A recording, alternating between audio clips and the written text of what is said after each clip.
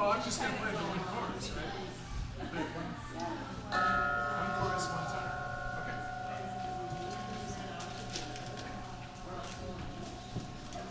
Catherine Graham, there's a spot here if you want to squeeze in. Aloha and good morning. Welcome to the First Unitarian Church of Honolulu. We are a beloved community, boldly growing compassion, justice, and joy. Whether in person or online, we are glad you are here. Please help me welcome our Zoom congregants this morning. I'm going to do something different. I'm going to have everybody on our Zoom to click off your audio, and when you do that, your name appears on the screen. And then I know who I'm inviting in, so. Click off the video. The video. Click off your video. Your video, click off, and then your name will appear on the screen, because there are a lot of people who are joining us, and I'm not familiar with your faces as well. So, click off your video, and your names did not appear as I expected. Oh, there it is. Okay, so with that being said, I'm going to welcome this morning, and please welcome with me Janice Davis, Susan Cook. Okay, somebody come on a little sooner. Kimberly, help me folks. Kimberly, good morning. Did I get everyone? We don't want to miss anyone. So welcome, welcome, welcome. Are there any visitors here this morning, your first time, that you'd like to probably, I invite you to stand and introduce yourself if you'd like to. And if not, would you like to, okay, I have the gentleman right here. Hold on, please. I'm going to offer you a handheld mic, because our folks on Zoom would like to hear your sweet sentiments as well.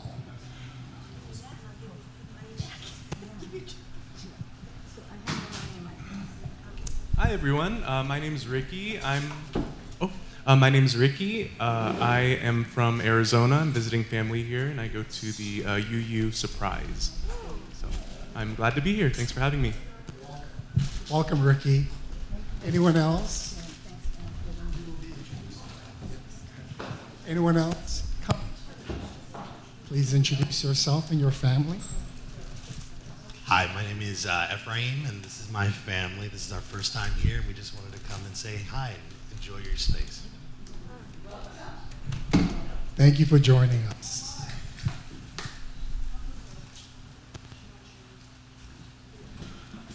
And also welcome back to our returning visitors. It's wonderful that we can spend yet another Sunday morning worshiping together. Please join us for light refreshments in the gallery after the service so we can talk story and get to know you better. We are delighted to have the children with us this morning as well. My name is Gabe, and my pronouns are he and his. I have the honor of being your worship associate today, along with our guest speaker, Reverend Kyle Lovett.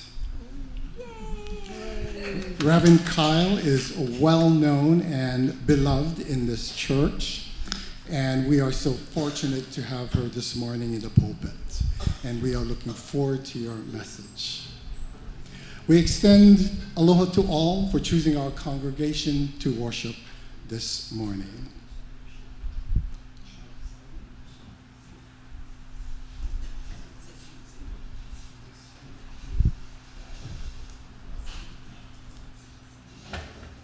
Yes, for the chalice lighting.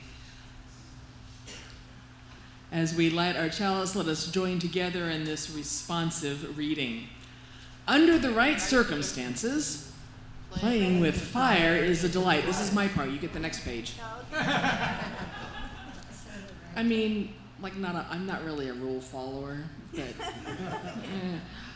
imagine being gathered round a fire pit as the crackling flames invite us to sing, dance, and roast a marshmallow or two.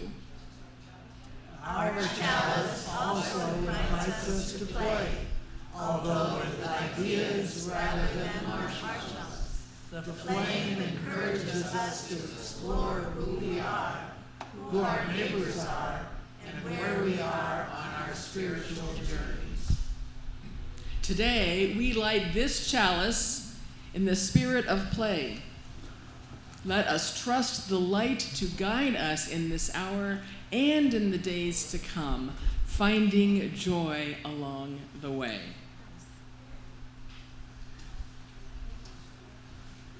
And please rise this morning and join us with our Hymn of the Month song, This Little Light of Mine.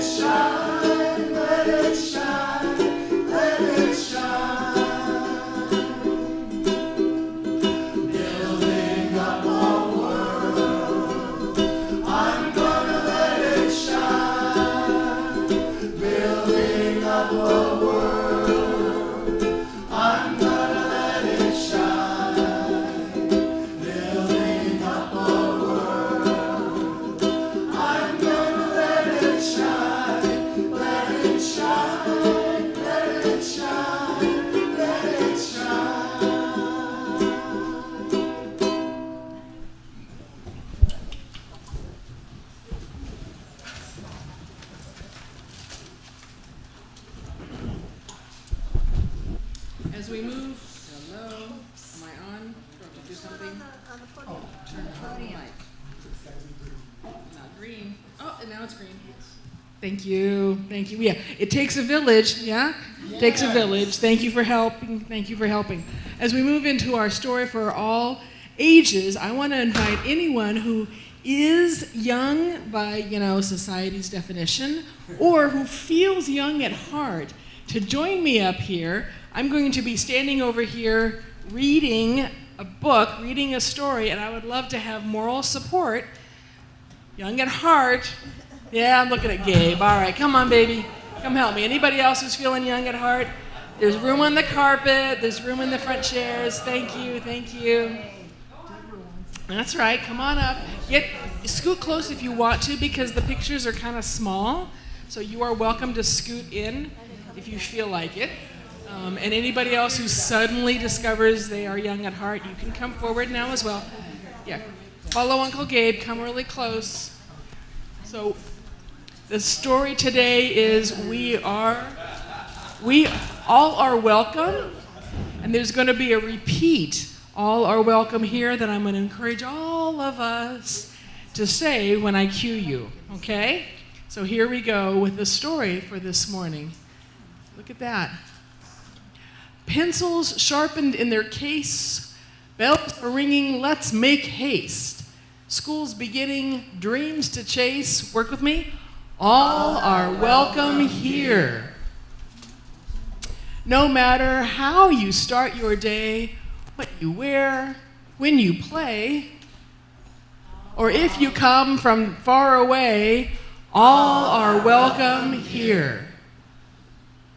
In our classroom, safe and sound, fears are lost. and hope is found. Raise your hand, we'll go around. All are welcome here. Gather now, let's all take part. We'll play music, we'll make art. We'll share stories from the heart. All are welcome here. Time for lunch, what a spread. A dozen different kinds of bread. Pass it around till everyone's fed. All are welcome here. Open doors, rush outside. We will swing, we will slide. We'll have fun side by side. All are welcome here. We're part of a community. Our strength is our diversity. A shelter from adversity. All are welcome here. We will learn from each other. Special talents we'll uncover. There's a big world to discover. All are welcome here. So much to learn, so much to do. And when the busy day is through, can't wait to come back, start anew. All are welcome here. Head for home to get some rest. And greet tomorrow ready and fresh. Our time together is the best.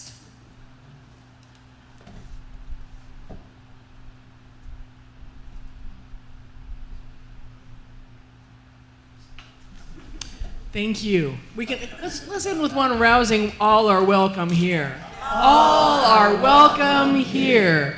Friends, as we dismiss the children to go upstairs, let's form a bridge, an arc over them so that when they depart, they can run the gauntlet of the adults who care for them. So kids, I invite you to go this way.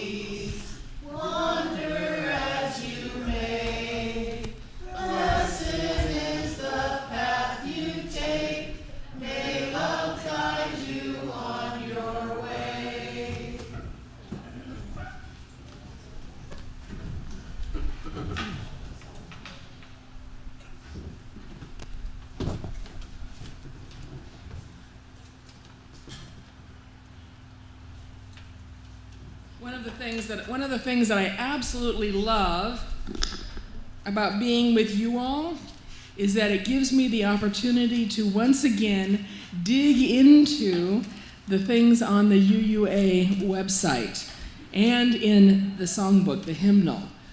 I get to find readings and professions and materials that really speak to my heart.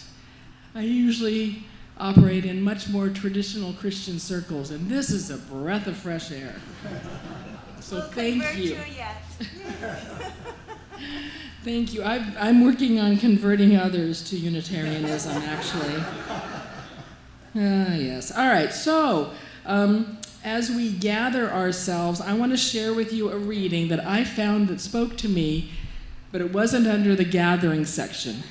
So you may be familiar with this and this reading used in another part of your service, but let's hear it anew today as part of our gathering time. This is a famous quote by a 19th century Unitarian minister, Theodore Parker. Everybody's going, oh yeah, okay. Yes, it describes a faith based on universal love, reason, and truth. Be ours a religion which, like sunshine, goes everywhere. Its temple, all space. Its shrine, the good heart. Its creed, all truth. Its ritual, works of love. Its profession of faith, divine living. May these words help us center ourselves as we continue our worship this morning. I was also asked to give a brief intro of myself, is that true? And of what I'm talking about this morning, speaking of this morning. There was a blurb in the e-newsletter, so some of you have an inkling. I'm going to read portions of that for you and then do a little more in the introduction way. So the blurb that was sent out says this: Reverend Kyle returns to chat with us about her newest endeavor, Pasifika Liaison for the United Church of Christ in Hawaii. Our world, it is a changin', and as we look around, we may not recognize our surroundings. In Hawaii, that includes migrants and immigrants on the lowest end of the social ladder. Do we know them? Should we? Is there a connection between the golden rule in all world religions and our everyday encounters? So that's the prompt for today. And I'll have a lot more to say about that, of course, during my talk. For those of you I haven't met or who haven't met me, I'm a United Church of Christ clergywoman. I came from Northern California and have been here for, what month is this? 16 and a half years in Hawaii. I started at Church of the Crossroads, serving there, and have since then served in other churches and in nonprofits and in one for-profit in Hawaii. I also preach around, which is what brings me here today. Let's see, bio. I could go on for days, but if you would like to know more about me, come to worship when I'm here, and B, I'd be happy to talk with you during do we call it coffee hour, social time? Yes. The time afterwards. Those of you who don't know where the gallery is, you were invited to it, but not told where it was. I know what it's like to be the outsider. So you go down this hallway, and just before you get to the end of this hallway, on the right-hand side, there is an open space with things that look like a gallery. I don't know what's there right now. Paintings, perhaps, artwork, yes. And food and drink. So join afterwards if you have time, please. And now let us gather together. Unless, Gabe, you're insisting on my saying anything in particular about who I am? No, you did well. Is that good enough? All right. We could do Q&A. No, all right. You can introduce the next song. Yes, I will introduce the next song. We're going to join together our voices in song, singing This Land Is Your Land with a couple of additional verses. I invite those who are able to rise in body or spirit as we sing together.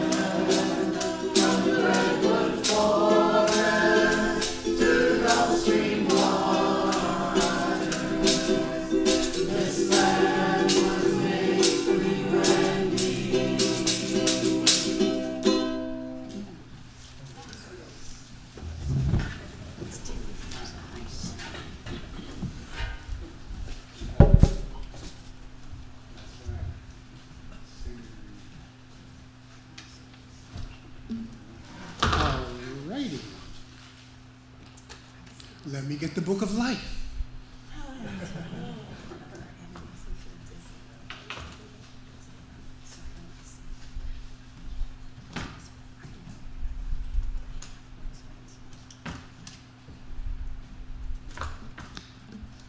This church is our place to experience the depths of life together, and this book stands for the lives we share within our beloved community.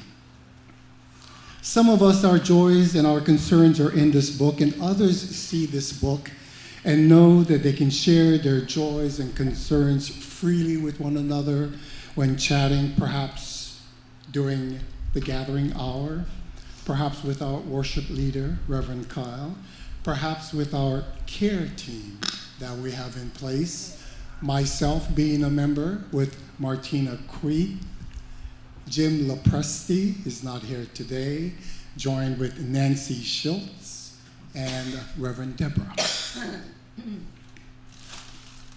And now you can share your joys and concerns and learn of the cares of others in our community newsletter and our website.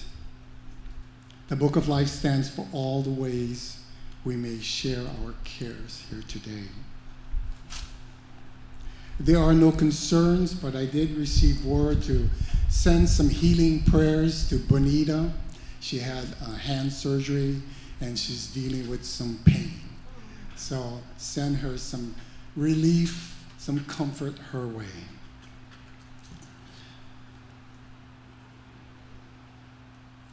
How may you share your concerns to lighten your load or deepen your connection?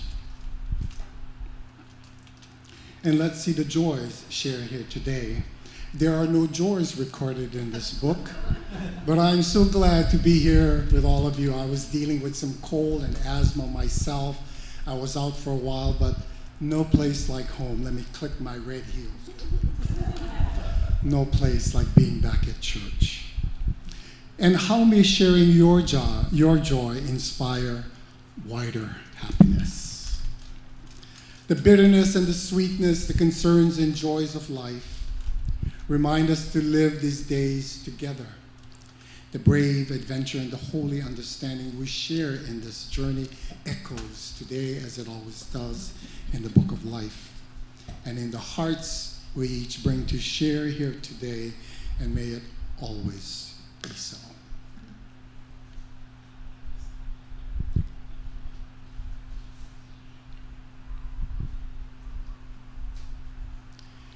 In the midst of so much suffering going on in this world, and sometimes in our own neighboring communities, it is a privilege to be able to give our whole offering every Sunday to people and causes who can benefit from our loving concern. Our Share the Plate recipient this month is Mohala Nui. I'm going to invite Francine to please come to the pulpit to introduce the recipient for this very meaningful organization. Francine.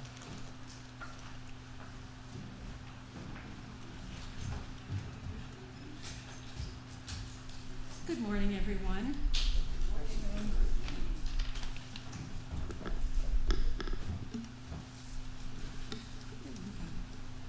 Good morning again. Mahalo Mai was actually the first permanent supportive housing project for women on Oahu. They house up to 24 residents who pay no more than 30% of their monthly income. The residents who qualify include women who have left prison after serving their sentences, women on parole or probation, women who completed a transitional housing program after leaving prison, and women diverted from prison by the Women's Court. They're all eligible to reside in Mohala Mai. That building also offers on-site counseling, case management, and other support services to help these women get back into society. And the person that is going to be speaking to us is Dan Merle Kapati, who is the social worker who pretty much does everything at that facility. We're very sorry to hear that she is leaving there for another position, and we've had a wonderful relationship with her, and the women there really appreciate having them in our world, and it's very nice work that they do. So Dan Merle will come up here now and speak to you.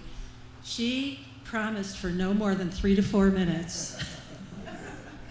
And she'll tell you more detail about the work that they do.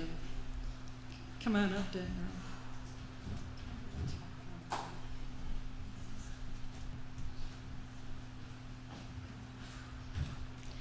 Good morning, everybody. My name is Morning. I'm sorry, I'm a little choked up a little bit when Francine shared I was leaving.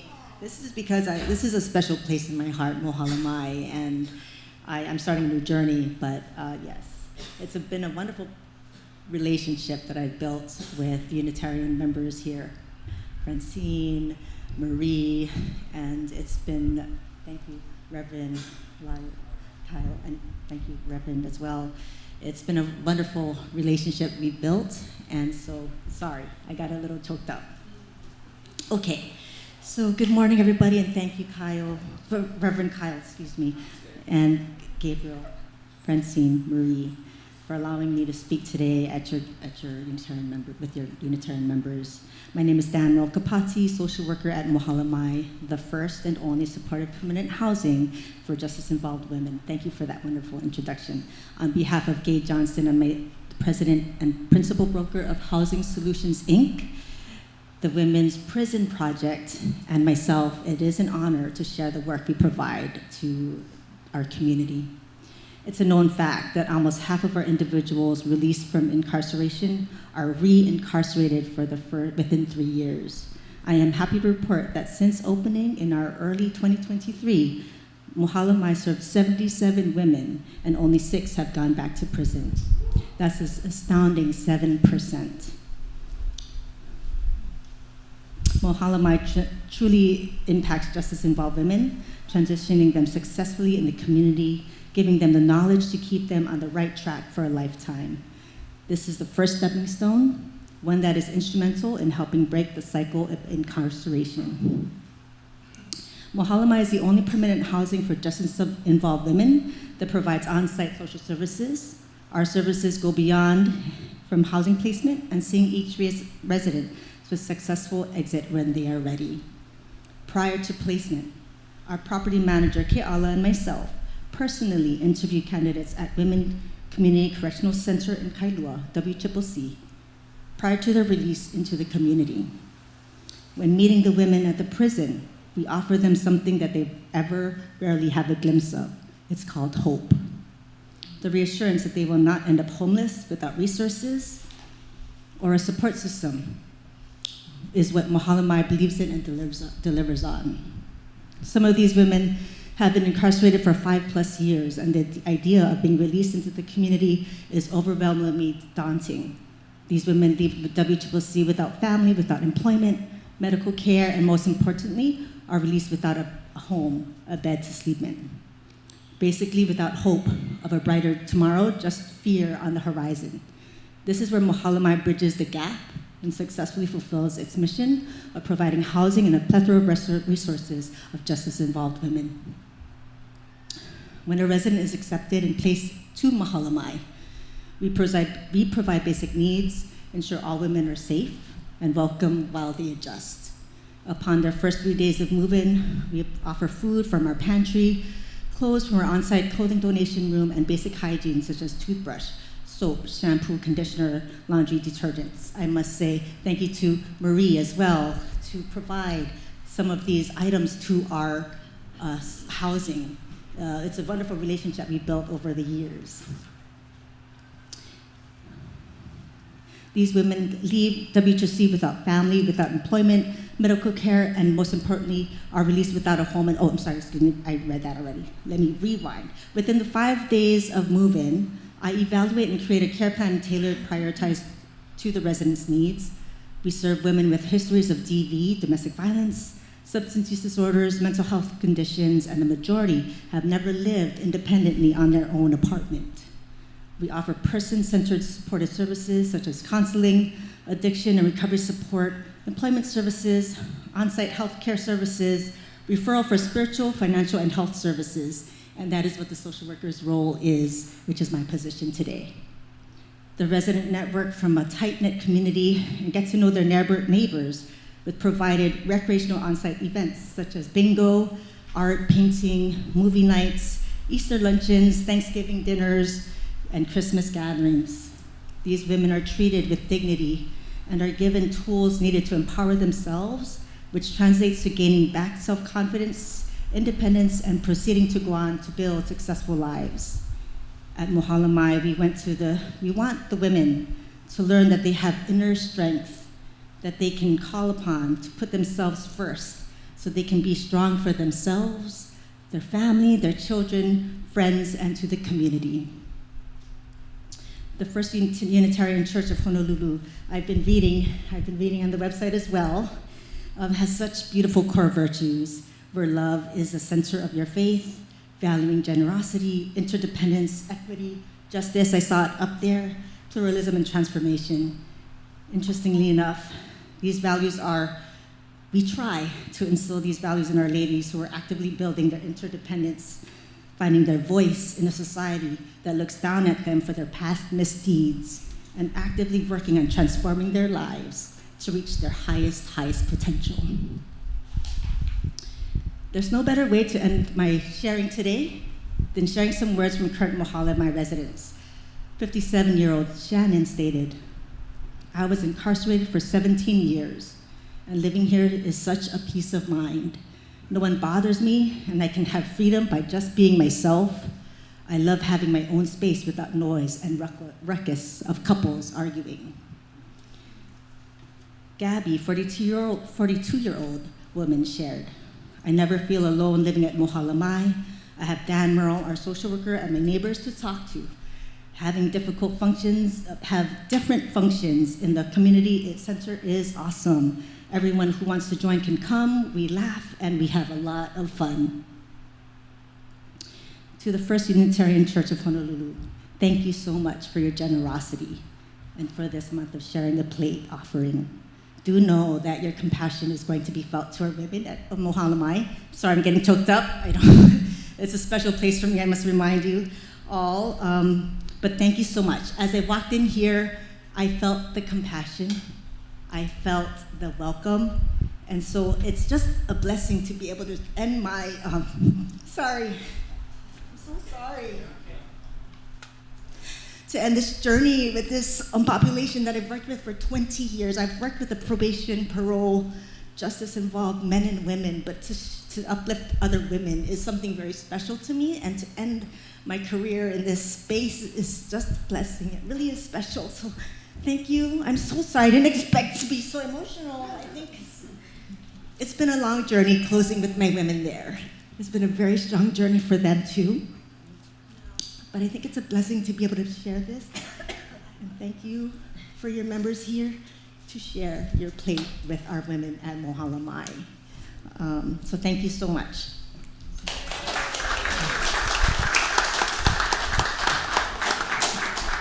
Thank you for your services and good luck with your future endeavor. So folks, let's open our hearts for our sisters leaving the prison system and transitioning back into society.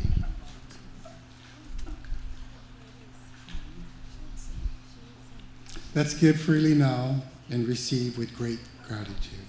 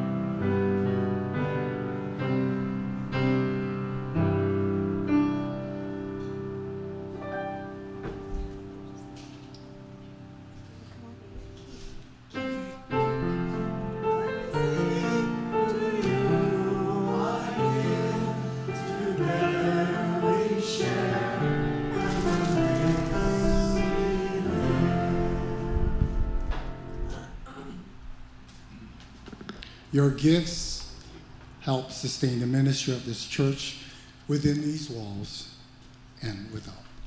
Mahalo nui for your generosity.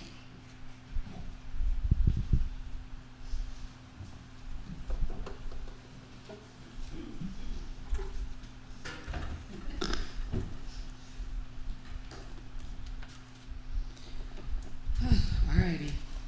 Deep breath. Here we go. I grew up in a church where the minister wore a stole, the long skinny thing, and invariably it would get twisted, and none of us heard a word he said because we were all like freaking out about him being al kapakahi. So if like my collars are not fixed right, or if there's something sideways and you can't hear my words, you have my permission to come up to me mid-talk and just like fix me so that I can keep going and we can all be okay, okay? So I want to, accessibility is the thing, and that's part of the deal of accessibility, is being able to hear the speaker despite there being all up sideways. All right, so I told you a little bit about myself, a UCC minister. After serving Church at the Crossroads here, I served very briefly at Community Church of Honolulu, and then I've been doing other things, cobbling together, as many of us have had to do, cobbling together enough income in order to stay in Hawaii. I have been most recently, I still am, the managing director of the Alliance for Drama Education. We are 42 years old, a nonprofit. We go into the elementary schools, DOE schools, junior high, middle school, and high school, and deliver during the school day drama workshops to help young people get comfortable with their tool for public speaking. It's done through fun and games, it's done through drama activities, but underneath it, it's a life skill delivery that we're about teaching drama skills for ease up in front of people. So I'm the managing director of that, right? I'm the administrator. I work with creatives. Do I hear any like, oh, yes. I work with a lot of creatives. That's one role. The other role is I visit the retired ministers in the United Church of Christ who are on the pension to remind them that the church has not forgotten about them and ask them if they need any help navigating the website for the pension boards.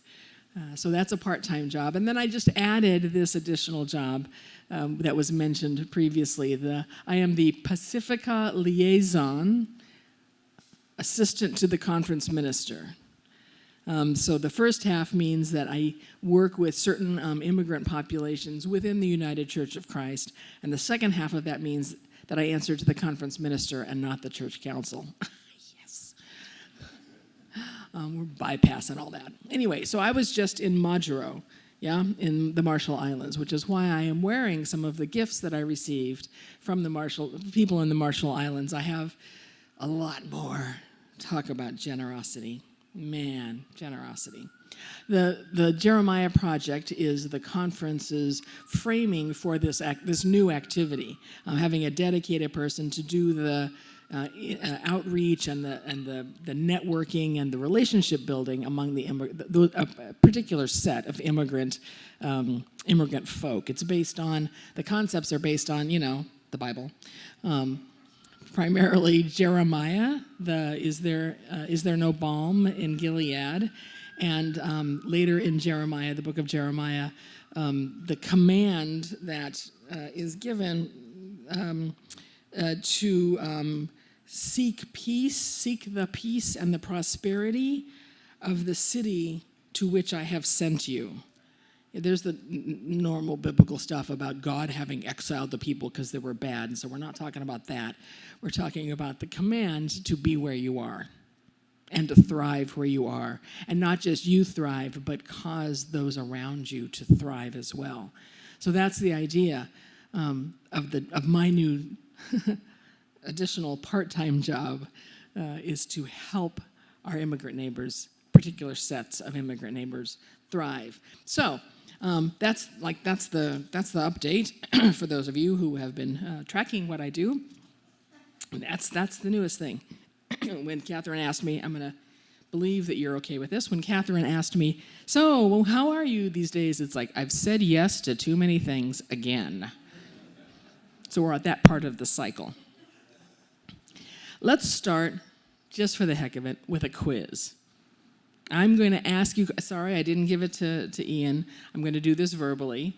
But let's see, and for those of you who are worshiping with this community via Zoom, I invite you to, I don't know if the chat works for y'all. It's activated? Okay, so if the chat works, you can chat with each other and see if you can guess the answers if you would like. And if anybody wants to shout out what they think the answer is, I'm down with that. If y'all are not those people, it's okay. We'll just keep going. Alrighty. So, what do these acronyms stand for? FSM. I love an educated congregation. Oh my God. RMI. Yes, Republic of the Marshall Islands. Good. COFA, C-O-F-A, COFA. Compact of Free Association. Good. Excellent. These are a little further afield. CCCAS.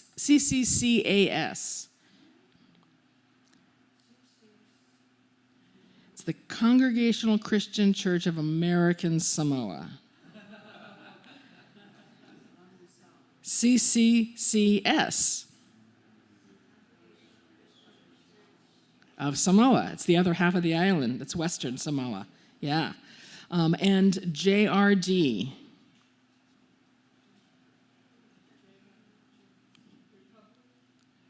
Yeah, it's in a different language. It's the letters from a different language. It was a trick. It's Jarin Rarik Drone. And JRD stands for United Church of Christ, which is what many of the denominations in the North Pacific, I got called out about calling it South Pacific, the North Pacific, call themselves because their first missionaries came from Hawaii, and some of them had come from New England. Yeah, also the London Missionary Society. So JRD, yeah, that's obscure. Okay, so who's included in the FSM, the Federated States of Micronesia? Chuk. No. No. Yap. Chuk and Yap, we've got two. Ponape, good.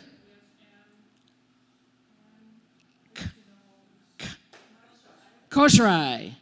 There we go, the prompts. Those are the 4 independent nations within the Federated States of Micronesia.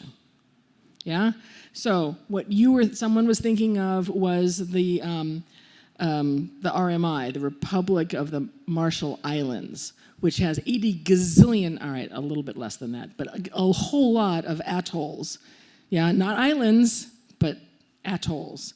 A lot of them, but they're all the Marshall Islands banded together. So we've got the FSM, we've got the Marshalls. What one other group sorry? The Marianas. All right, so we're not talking region. There's the Marianas, there's the Caroline Islands, there's Micronesia. Oh, you can put up whatever I said to put up. Micronesia. So the area of Micronesia, there's Micronesia, the region, and there's Micronesia, the Federated States of Micronesia. Can Howleys confuse things or what? That's not helpful. There's one additional independent nation state that makes up the nations of the Compact of Free Association in addition to the ones we just named. What's the last one? It's not Nauru. Is that what I heard? It's Palau. Palau, independent of the other 2 entities, joined the Compact of Free Association, yeah, in 1994. The other ones did that in 1986. All right, why was the Compact of Free Association created? One sentence.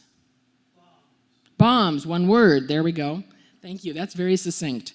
Yes, the United States did nuclear testing in a location, and we're going to ask that question in a second, in a location across multiple years.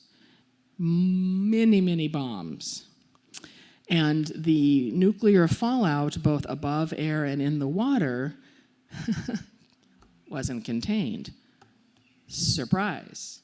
So as that contamination spread, more and more folks who had not agreed to this were impacted by it. And under duress, the United States made a compact to offer some things to folks who were affected in that way. What are some of the things that people from COFA countries get in this bargain? Healthcare, education. Admission to the United States. They do not need a visa. They don't need permission. They can take their Marshall Islands passport and fly to the U.S., and they don't have any problem to get in. Well, now, under COFA, they can freely associate. That's the F and the A of COFA, yeah? Why do people, so people come here for education and medical care. Jobs, yep, because they can work. They don't need extra colored cards in order to be authorized to work. Absolutely. Wonderful. Gosh, can I just hang out with you all from now on? Jiminy Christmas. Yeah, oh, bless your heart. Aren't you sweet? What does NIMBY stand for? Not in my backyard. the folks who migrate here, come here, immigrate here from the COFA countries, expect to be welcomed with open arms, primarily by the United Church of Christ, because that's who brought the gospel to them. They have big celebrations on their islands marking the day the gospel arrived. Big deal. They expect open arms from siblings in Christ, we would say, in that other community of mine. And they have certain expectations about what that welcome would look like, because they are island folk. What do island folk, we know this a little bit, what do island folk, how do we operate? What are our values that are different from North American values? Sharing resources. Yes, sharing all the resources. Yeah, absolutely. So they have an expectation that churches will open their doors to them to use the church. Often it's whole churches, whole towns that move, whole villages that move en masse together to the Hawaiian Islands. There's a huge community of Chukis on Lanai. I was just there, I think, last week. I was told today that there's a Chukis congregation that uses this church, and I'm looking around and bless y'all, but how do they fit?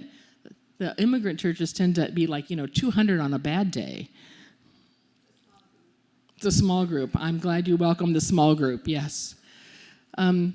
So this is a challenge for some churches that are long-standing churches with buildings. Why would that be? Why would the expectation of building use by siblings in Christ who have arrived from the North Pacific Islands, why would that be not within their mindset? What is it about how we do church? I know, you're answering all the questions. They're not going to answer you. You can shout it out. I would say the problem of not wanting or not interfaith, that we can all, this church. Yes. Yes, this is an interfaith church. The folk from these islands, the Kofa communities, Kofa nations, tend to be really strongly Christian and traditional Christian. Yeah. Like the Hawaiian churches here, they received the gospel and it got kind of frozen in time with the theology of that era. So those of us who are in a different place on our journey with Jesus, we look very different. So sometimes sometimes it's the cultural stuff, right? Just as the missionaries, when they came to Hawaii, brought Christianity and culture, clothing, rules, sex, rules, yeah. So also that was imprinted in the South Pacific Islands. Koshrai is a matrilineal society, but the men are in charge now. Stuff like that. Yes, so the expectation that Hawaii churches that are established churches that have buildings, one of the expectations we have is that people are going to pay rent. People who come here because they have medical needs and are poor and have a hard time getting jobs, even if they're authorized to get jobs, have a hard time paying rent and are surprised that they're being asked to pay rent by a church, even an interfaith church. I'm not speaking for your Chukis, I haven't talked with them, but it's a culture clash, these expectations, yeah? The hospitality that we experienced when we went to Majuro, to the Marshall Islands, was mind-blowing. I mean, some of it was all right, there was more food than 4 times the number of people that were there, and there were hundreds there. There was more food than you could eat. And I, having traveled in Central America at age 16, was game to try absolutely anything in front of me, and I could not eat even one of everything. There was just so much. It was so much fun. Oh, it was very filling. But there was also a desire among these folks who were gathered, they were from the wider North Pacific, to show unity, right? To not be all about, you're the Chukis and you're the Pompeians, right? To have some sense of unity. And so the hosts got our shirt sizes, our Aloha shirt sizes, and had Aloha shirts for us to wear that matched for every meal. New shirts. So I had a hard time telling one from another because I don't have those eyes, right? But they were really keen on flattening the diversity so that we were all together. That's just amazing. I mean, I'm a logistics person, right? Getting everybody's shirt sizes and getting enough of the 2X, that was a challenge. That was a challenge. But they pulled it off. Okay. You all who are part of this church, if I recall correctly, connected with some remnants on the west side, on the dry side of the Hawaiian spiritual tradition. I'm seeing nodding heads, so that like oddball memory is true. You all connected to folk who were sort of outside of what had happened to most of the Hawaiian spiritual folk. Good for you.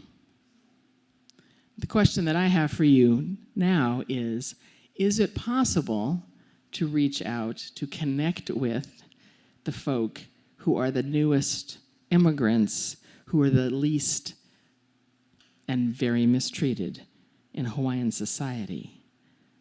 Yeah? Yes, I have about 20 more minutes of talking, and Gabe has given me the high sign that I need to stop earlier. So bless your heart. No, it's not his problem. It's mine. There's so much to talk about. So we're going to skip the whole golden rule, everybody has it, thing. You can put the golden rule duha up, the slide, just because it's there. But in terms of what it takes for us as individuals to welcome folk who are from a different culture than us, I want to acknowledge that it's hard.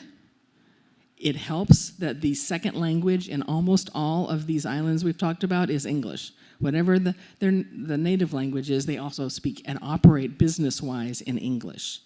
So it ain't zero, usually. Some isolated communities, yes. So first of all, you could probably get away with English. Second of all, here's the challenge. How do you take the first step? Yes, I have a fabulous article that I wanted to read to you as well. How do you take the first step to start a conversation? Remember I said that we teach students public speaking.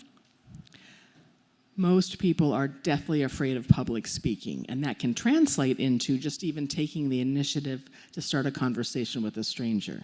Studies have been done, people are more healthy, mental health, etc., and love it if they start a conversation with a stranger, even if it sounds counterintuitive. As you encounter your neighbors, based on, and I also was going to read the principles. You know the principles. Based on the Unitarian Universalist principles, you have the opportunity to live out your belief system and your spiritual journey by addressing this critical need, among many critical needs in our land, to be hospitable where others are not, to folks who are here and are probably frightened and disoriented and could use a helping hand. So, we have new neighbors, friends. We have new neighbors, and we have the opportunity to make their life a little easier. I challenge all of us to give that a try. Amen. I invite us all to join together in our song of reflection. Are we rising for that? Is that a thing? Yes, we are rising for that. Will you rise in body or spirit for Somos el Barco?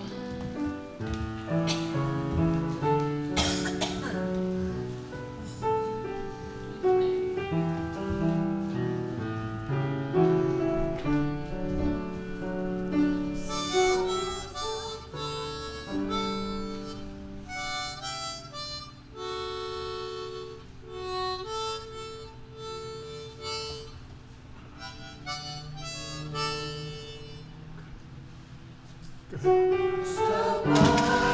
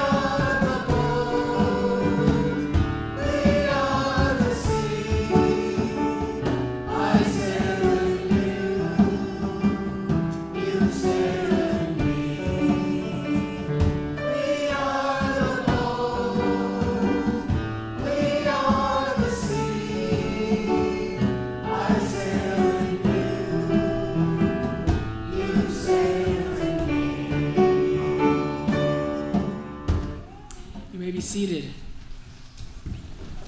As we come near the conclusion of our service, we move to the time of extinguishing the chalice. When faced, this is back and forth, right? This one's me. When faced with a challenge such as this, we can turn toward one another or we can turn against. We can ignore the cries of our neighbors, or we can let them cry into the arms of our witness. We can respond with indifference to systemic injustice, or we can commit to its undoing. Good souls, tales will be told of how we responded. Let us know, and let it be said by generations to come, that when the pain of our separation was revealed, we moved closer to the promised land of our beloved community. Amen. Amen.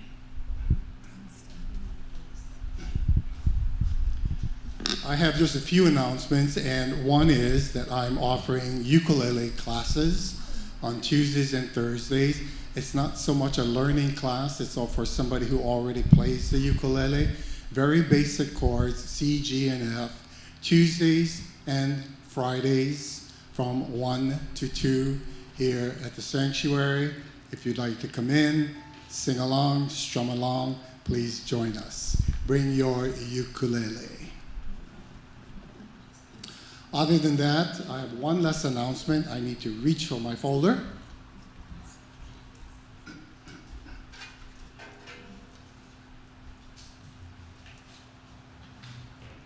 And I'd like to invite you back for next week. Our own Crystal Neva, who is a hospice nurse, a choir singer, and one of our worship associates, will be leading the service. It's entitled Self-Care in the Face of Loss. So let's now sing our song of peace. We'd like everyone to please stand, form a circle, holding hands. Ask before you take the hands of those beside you as we sing Hawai Aloha.